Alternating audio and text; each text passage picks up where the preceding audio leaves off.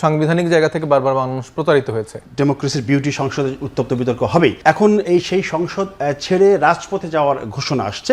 এই যে রাজপথে যাওয়ার ঘোষণা, সেটা তো আমরা চেয়েছিলাম সংসদে ঝামেলা মিটুক, সেটা তো হচ্ছে না। তাহলে পরিস্থিতি কোন দিকে যাচ্ছে, যেমনটা আমি জানতে চেয়েছিলাম আজিজ ভাইয়ের কাছে। আপনার কাছে একই প্রশ্ন আমার। এখন দেখেন, এটা তো একটা মীমাংসিত বিষয় ছিল। এই বিষয় নিয়ে যে আসলে বিএনপি এতটা জলঘোলা করবে এটা তো আসলে আমরা আশা করিনি।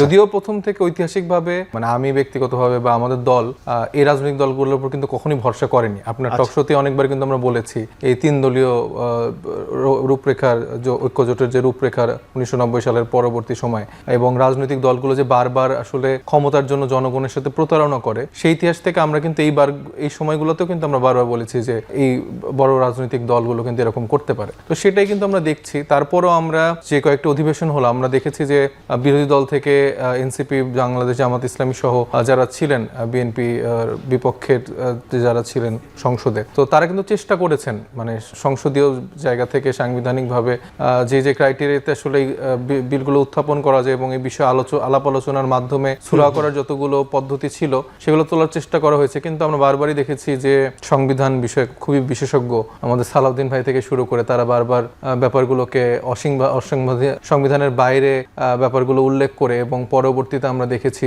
এটা আসলে তারা যে ফুলফিল করতে চায় না। এবং আজকেও দেখলাম যে খুব গুরুত্বপূর্ণ কিছু অধ্যাদেশ তারা হচ্ছে যে বাতিল করার সুপারিশ করেছে।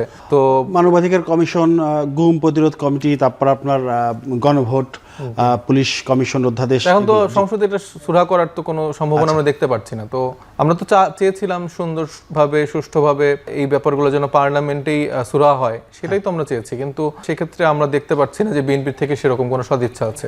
তো সেই জায়গা থেকে তো আমাদের এখন আর কোনো ওয়ে তো আসলে খোলা নেই রাজপথ ছাড়া। মানে বিষয়টা ধরেন মানে সব সংবিধানে, পৃথিবীর সব দেশের সংবিধানই কিন্তু মানে আর সমালোচনার ঊর্ধ্বে নয়, সমালোচনা থাকবে। সেই সমালোচনার পরিপ্রেক্ষিতে সংবিধান সংশোধনের যে প্রক্রিয়া সেটা আবার সংবিধানের মধ্যেই কিন্তু থাকে। আমাদের সংবিধানও সেইটা আছে যে সংবিধান কিভাবে সংশোধন করতে হবে।